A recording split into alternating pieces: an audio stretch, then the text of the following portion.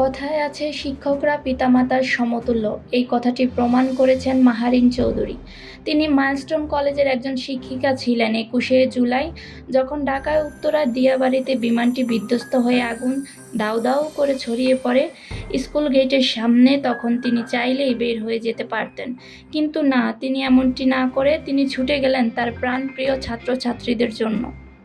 নিজের শরীরের ৮০% পুড়েও একের পর এক ২০ জন ছাত্রছাত্রীকে বাঁচাতে সক্ষম হন তিনি।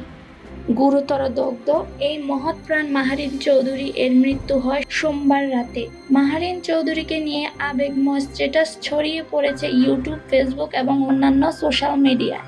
ঘটনাস্থলে উপস্থিত থাকা লোকজনদের কাছ থেকে জানা গিয়েছে, মাহারিন চৌধুরী শেষ কথা বলেছিলেন তার ছাত্রছাত্রীদেরকে, দৌড়াও, সামনের দিকে দৌড়াও, পিছনের দিকে তাকিও না, আমি আছি তোমাদের সাথে। এই মা সমতুল্য শিক্ষিকার আত্মত্যাগ গোটা জাতিকে স্তব্ধ করে দেয়। নিজের ২ সন্তানকে ভুলে গিয়ে বাঁচিয়েছে আরও ২০ জন শিশুর প্রাণ।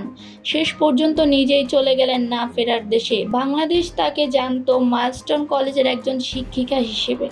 এর মধ্যেই জানা গিয়েছে একটি চাঞ্চল্যকর খবর। বাংলাদেশ যেই নারীকে জানত মাইলস্টোন কলেজের একজন শিক্ষিকা হিসেবে, কিন্তু এই অসাধারণ নারীর পরিচয় ছিল আরও গভীর এবং মহৎ। তিনি ছিলেন জিয়াউর রহমানের আদরের ভাতিজি। তার পিতা এম.আর চৌধুরী ছিলেন শহীদ প্রেসিডেন্ট জিয়াউর রহমানের আপন মামতো ভাই, যিনি জিয়ার মৃত্যুর পর তার পরিবারের উপর ছায়ার মতো পাশে ছিলেন। মা সমতুল্য মাহারিন চৌধুরী কখনো এই পরিচয় সামনে আনেননি। আজ পুরো বাংলাদেশ কাঁদছে এই একজন শিক্ষিকার জন্য। আমরা গভীরভাবে শোকাহত।